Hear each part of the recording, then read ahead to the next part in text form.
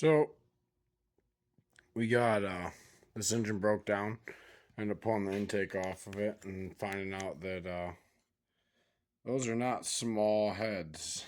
Those got small valves. Well, small for big block, but those are big oval ports. So not quite what the square ports have, but I'm happy with those. Those will provide plenty of airflow for what I'm doing for now. So that's good. I gave her the old redneck paint job and I had to move the timing marker. The other guy who had this together had this up and was away from the bouncer, so I taped it up, cleaned it off so you can see her marks, and gave her a nice paint job. My buddy come over, he's like, "You're really not gonna paint everything?" I'm like, "Ah, man, it's just a mud truck motor." And yeah, I guess what, I ended up taking it apart and I ended up painting everything. Now I gotta clean all those gasket surfaces up, and I usually wear gloves, but I just want to get inside for the night. It's been a long day. So I got all this painted up. 3 different shades of black. I'm not spending any money, but I had 3 different cans of black. So kind of got a chameleon paint job going on a little bit. Can't really see it, but it looked cool. You won't never be able to see it. I'm the only one. I'm the only one that knows all about it. But so yeah, tomorrow we'll let all this dry, and then we'll go through the valving, and yeah, and then we should be putting the motor in.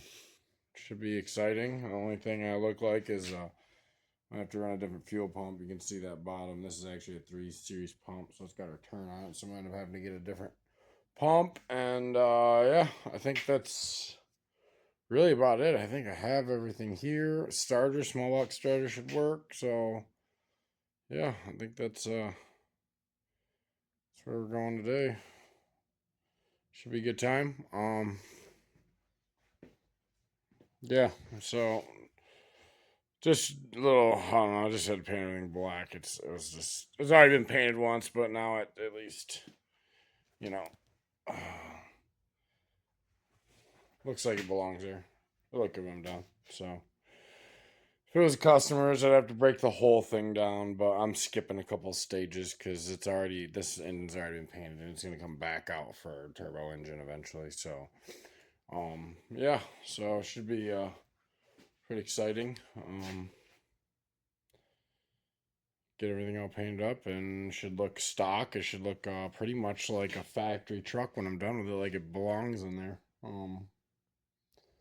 Yeah, so next video is we'll roll that motor over and run the timing by hand. And I can show you 2 methods. The book will tell you can run it you can run one side, both sides, 2 sets of valving on 180 out and then on top dead center, and you'll be done. But you're gonna make 2 revolutions anyway, so you can do cylinder by cylinder.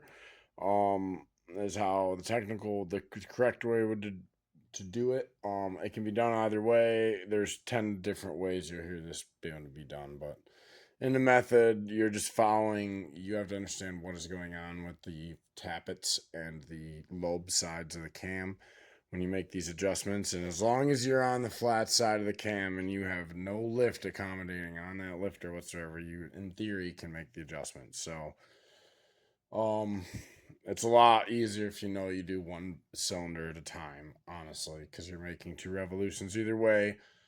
And if you're making a fresh motor build, the less revolutions, the better, because you have no oil pressure. But so keeping track of exactly what you're doing and how you're doing it is a very important thing, so you don't have to roll the motor over so many times.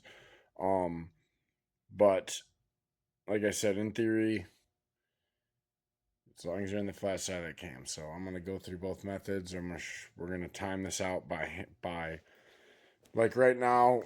I didn't look at the numbers, but our mark is right here, so I rolled it past so I could finish painting the harmonic balancer, which is probably a no-no considering it's balanced. If it was a race engine, definitely be a no-no. But just trust me, there's not much mud and grease get packed in these balancers. It's not gonna hurt nothing. But just saying, a little paint ain't gonna hurt nothing compared to a bunch of mud crammed in the back of the balancer. So,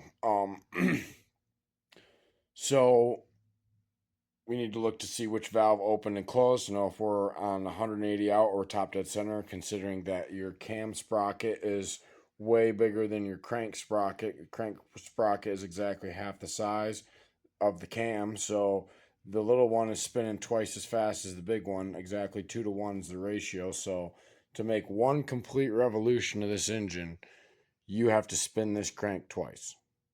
So hence the 4 strokes: intake, compression, power, exhaust.